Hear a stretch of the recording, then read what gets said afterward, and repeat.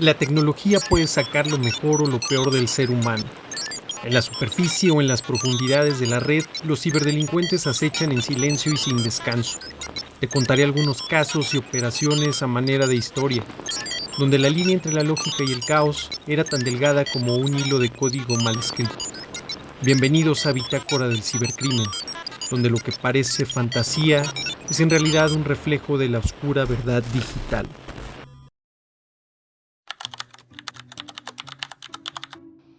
Hola, ¿qué tal amigos? Los saluda Ciberagente.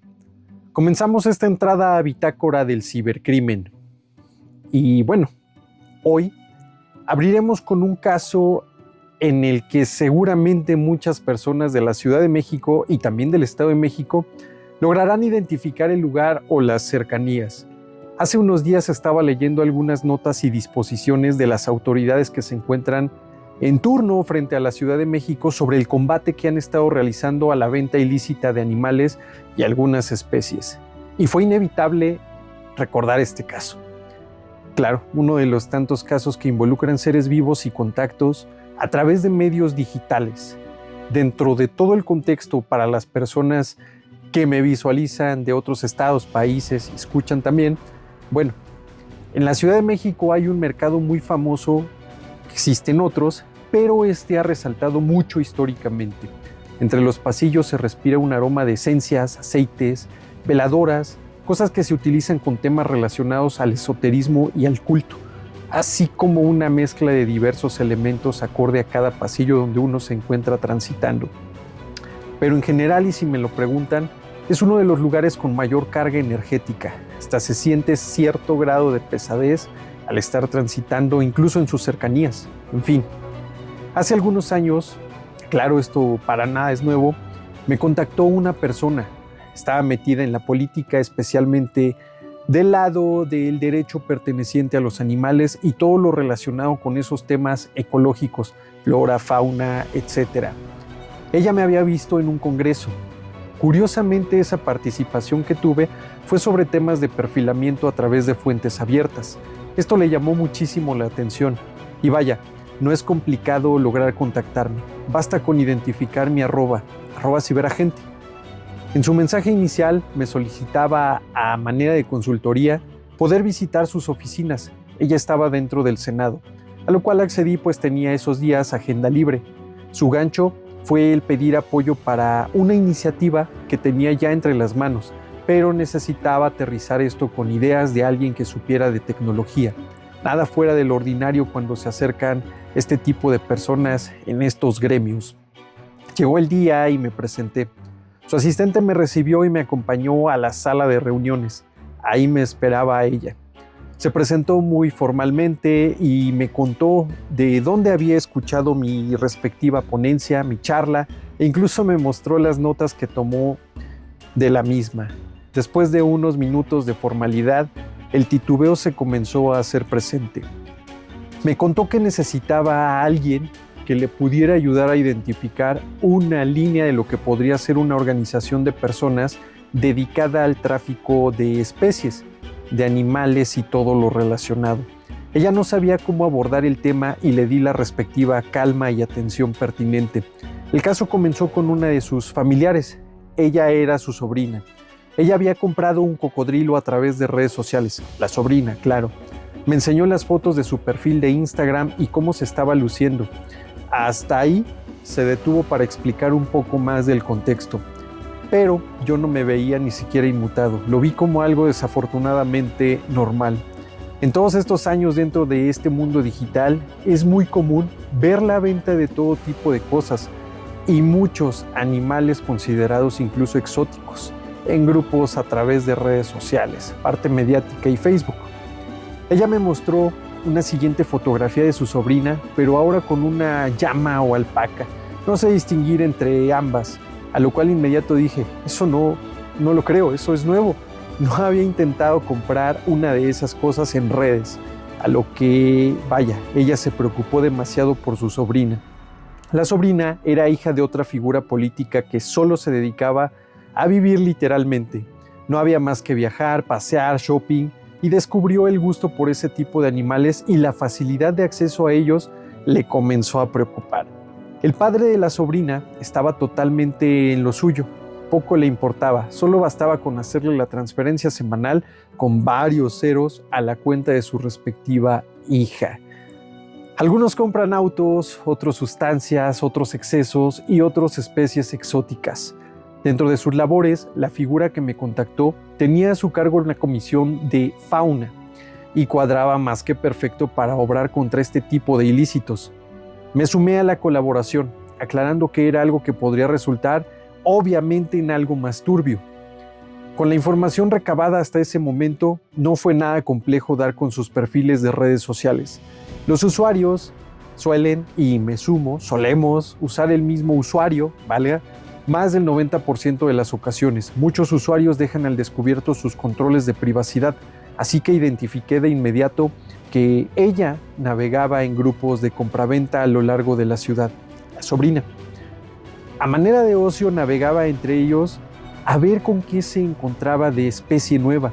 Entre sus historiales, al hacer una labor un poquito más profunda, me encontré con la interacción con un usuario, el mismo que le vendió el cocodrilo, y se lo entregó en una colonia del centro de la Ciudad de México. De hecho, en el Parque de los Periodistas Ilustres. Vaya, con esto pueden armar las piezas ustedes mismos. Después de la recepción y el pago a contraentrega, el usuario le envió la lista de cuidados que debería tener con el animal. Ella de inmediato mandó a acondicionar un área de su jardín, un jardín enorme, para que pudiera nadar y crecer. Obviamente había mucho efectivo para labores de ocio como esa. Al ver la interacción y pagar sin chistar ni regatear, el usuario le mandó un catálogo de fotos de algunos de los animales que tenía para venta y entrega inmediata. Perros, gatos, aves, reptiles, diversas razas, algunas especies obviamente protegidas, y al final un mensaje de si quieres algo más grande, también te lo podemos conseguir. Las comunicaciones de un par de días indicaban que ella había contactado al vendedor para preguntarle sobre una llama, si era una llama. Le comentó que en un viaje a Perú le habían gustado mucho y quería tener una. El vendedor le dijo que le diera un día máximo y la contactaba. En los mensajes no pasó más de un día. La comunicación sorprendentemente fue de 3 horas y le ofreció una llama de 6 meses de edad por la cantidad de 40,000 pesos. Ella accedió y quedaron de verse en las colonias cercanas al parque. Sin tener que recurrir a la visualización del historial de rutas en el móvil, bastó literalmente con saber que ya estábamos dentro, ver el punto de encuentro y de ahí trazar todo, hacia una vecindad a escasas 2 calles del mercado. Lo siguiente fue ver historias de fotos de una llama pequeña subida en una Suburban y selfies, muchísimas selfies. Hasta este punto habían pasado 2 días de recuperación y recopilación de todo. Me reuní nuevamente con la figura política y me contactó. Le di el avance de lo encontrado. Mis sospechas comenzaron a abrir varios frentes y escenarios. Básicamente no nos enfrentaríamos a una sola persona, sino a una red de personas con capacidades de respuesta para conseguir muchas cosas. Y por ende esto representaba un peligro mayor. A través de ella se buscó la colaboración de la autoridad capitalina y con mis contactos la intervención y puesta al tanto de las unidades élite en caso de tener que recurrir a un abordaje mayor. En ese momento, ella optó por llamar a su sobrina para saludarla e intentar sacar algo de información. La sobrina respondió. El altavoz estaba puesto. Le preguntó sobre sus animalitos y cómo los había conseguido, a lo cual solo se limitó a decir que los compró en un criadero y los tenían bien cuidados y obviamente con papeles. Deben saber que los certificados que le entregaban eran impresiones en opalina hechos en PowerPoint, de muy mala calidad, por cierto. La sobrina comentó que ahora ella quería algo más, que le comenzaron a llamar la atención los grandes felinos, quizá un tigre, un león, justo como su contacto le había mostrado. Esto dejó en shock a la figura política. Enojada le dijo que no lo hiciera, pero cual capricho, le colgaron el teléfono con un no te metas en mi vida ni con mi dinero. Dinero de su padre, claro. Para esto deben saber que mi contacto era básicamente quien había criado desde pequeña a esta chica. Bueno, Sigamos. Continué con la investigación, pues esto ya comenzaba a escalar. En días posteriores detectamos movimientos del vendedor, entregas de guacamayas, algunos pavos reales, puercoespines, monos araña, algo sumamente interesante sobre cómo se comportaban este tipo de personas. Claramente sus comunicaciones estaban ya intervenidas hasta el fondo, pero no lo suficiente como para poder tener toda la actividad. Así que el paso siguiente fue dar con el domicilio. No fue tan complejo, pues desde la cuenta de la sobrina se encontraba el número de móvil y el WhatsApp y otras cuentas ligadas del vendedor. Por ahí simplemente se montó una cuenta nueva, un saludo de hola, ¿qué tal? Este es mi otro número. Para verificar, la persona cayó. Sí había caído. Posteriormente le envié un phishing básico con el mensaje de oye, estoy buscando algo así, no sé si puedas conseguirlo y qué tan caro sería. En realidad era un URL de un portal falso con una redirección a una imagen de un caballo random aleatorio que tomé de Google. Con eso bastó para listar su dirección y trazar las coordenadas para monitorear. Asigné a 2 elementos a mi cargo para que estuvieran por ahí mientras estaban estacionados fuera del domicilio. Otra vecindad cercana al mercado. Ahí identifiqué las redes. No fue para nada complicado romper la seguridad a través de los protocolos WPS y posteriormente hacer un listado de las cámaras internas que tenían junto con otros dispositivos. Algo que fue sorprendente fue ver cómo uno de los cuartos, en donde tenían cajas de cartón con orificios, costales de alimentos, jaulas apiladas y mucho movimiento, claramente de diversos animales, desde el monitoreo empezamos a visualizar un cuatí, monos titi, tucanes, tortugas, un león cachorro. Esto no fue todo, una persona estaba ahí sentada cuidando con un arma larga en mano. Las paredes tenían un recubrimiento de aislante de ruidos y los vecinos obviamente sabían lo que estaba pasando ahí. Reportando después a la figura política, ella se sorprendió al verlo encontrado. Entró en pánico, pero a este tipo de personas les suelo dar un seguimiento inmediato para que no actúen o suelten información, pues podrían tirar todo el caso por un ataque así. Para este punto deben saber que la sobrina, ya pasadas algunas semanas, superando incluso el mes en temporalidades, había pedido convertirse en inversora del negocio.